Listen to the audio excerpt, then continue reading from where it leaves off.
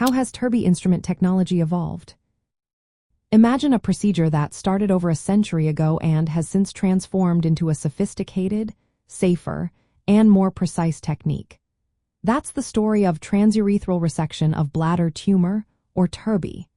When it first began in the early 1900s, surgeons used simple electrical loops to cut away bladder tumors through the urethra. These early tools relied on monopolar electrocautery, where electrical current passed from the loop through the patient's body to a grounding pad. This method required special fluids like glycine or water to irrigate the bladder, but it carried risks like TURBT syndrome, caused by fluid absorption, which could lead to serious complications. Monopolar energy also generated high heat, sometimes up to 400 degrees Celsius, which could damage surrounding tissues and make it harder for pathologists to accurately assess the tumor. Additionally, monopolar current could stimulate nerves near the bladder, causing involuntary leg movements and increasing the chance of bladder wall perforation during surgery. As technology advanced, surgeons adopted bipolar electrocautery systems. These newer devices confine the electrical current between two poles within the resection loop itself, allowing the use of normal saline as irrigation fluid. This change significantly reduces the risk of TURBT syndrome because saline is isotonic and less likely to cause fluid imbalance.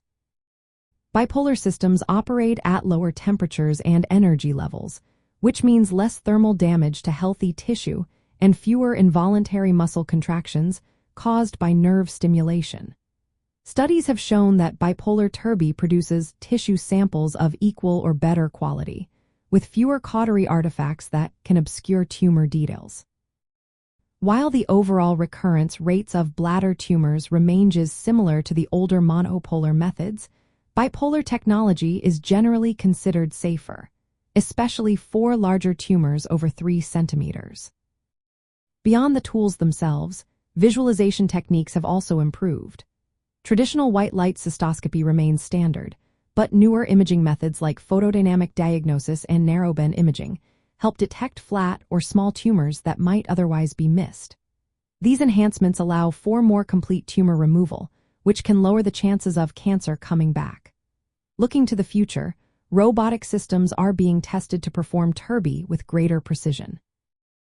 Early experiments with robotic platforms have shown promise in cadaver and animal studies, suggesting that robots could someday help surgeons operate with steadier hands and more consistent results. Artificial intelligence is also being explored to improve tumor detection and bladder mapping, reducing variability between different doctors and increasing diagnostic accuracy.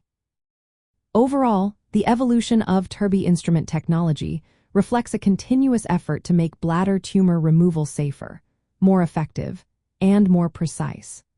From the early days of monopolar cautery to the current use of bipolar systems, enhanced imaging, and emerging robotic assistance, each step aims to improve patient outcomes while maintaining the core principles of the procedure. As these technologies develop further, they hold the potential to revolutionize bladder cancer management, always with the goal of protecting bladder health and ensuring the best possible care. Remember, if you or someone you know is facing bladder issues, always consult a healthcare professional for personalized advice and treatment options.